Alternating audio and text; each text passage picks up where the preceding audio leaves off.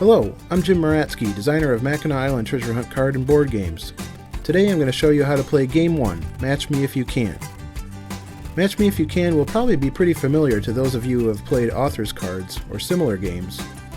The goal is to complete as many category groups of cards as you can. So let's get started. You start by choosing which cards you will use. You can choose the natural treasure cards for a quick game,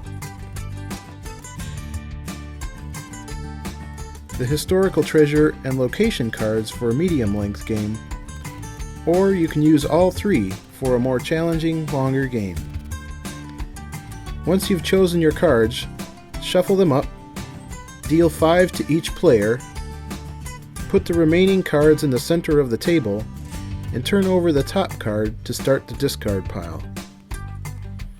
When you look at the cards in your hand, you'll want to sort them by the icon in the lower left-hand corner.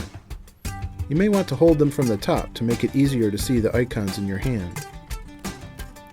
When it's your turn, you can add cards to your hand one of two ways. Ask one of the other players for one category of card, or pick up some or all of the discard pile. If I ask, "Bob, do you have any deciduous trees?" then Bob must give me all of his deciduous tree cards. If I got cards after asking, then I can ask again.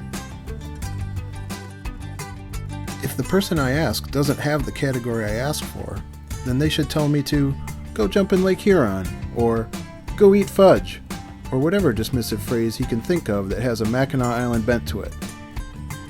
Once I get told to go eat fudge or something, I draw the top card from the draw pile and I'm done adding cards.